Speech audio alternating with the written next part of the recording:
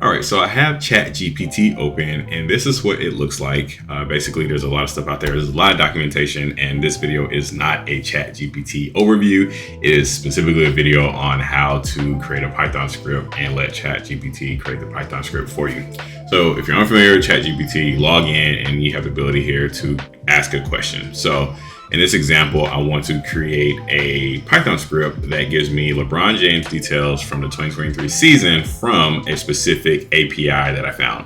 So if we go to the actual website that I have, we see that I actually have a specific API, which is NBA_API. And on GitHub, it has all the documentation available.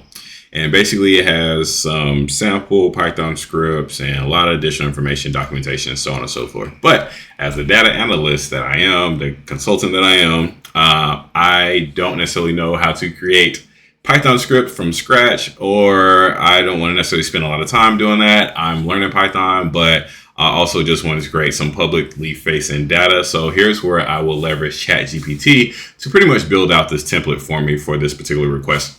So if we go to ChatGPT, what I would do is ask the question of create a Python script that gets me LeBron James shot details for the 2023 season from NBA_API. So I come in here, hit enter. So as we see, this will actually think about what it wants to do.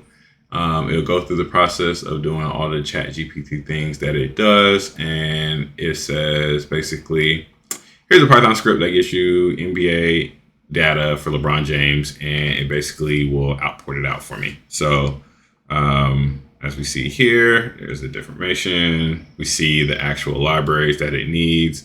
And then it will generate the information, and you'll see that it's pretty much creating it for me.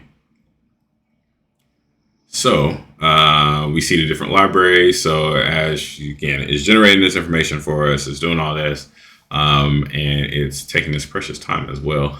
So it might be kind of busy today, but it is generating information.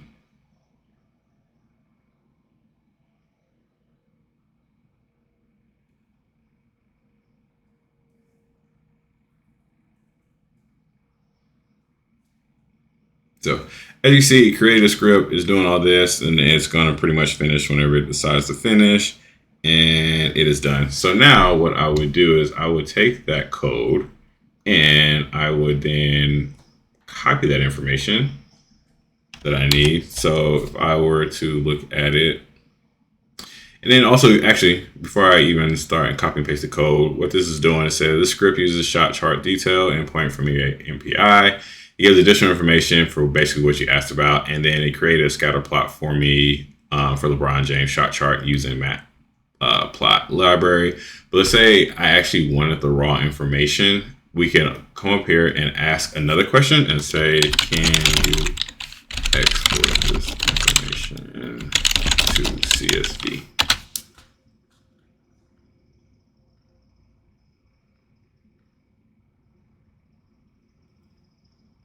So if we say we don't want to display it, but we want to export it out to CSV, it will update the code to then do that for us.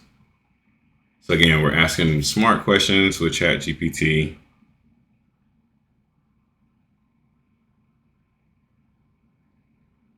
So while we're in the learning process of learning Python, and eventually we'll learn how to create this stuff ourselves, and we'll be able to plot this out for us, we'll be able to leverage this information. So in this example, this is one example of Chat GPT. And another example I did before this actual recording, I have the code on here as well. So if I were to come in here and open up Visual Studio, if I were to create a new file, or actually open a file that I want to use. So I come in here and actually use a shot chart API. This is code that was generated for me as well. And we see that this is all built out. I didn't do anything. And if I just come in here and actually just run it, we'll see that we actually will have information.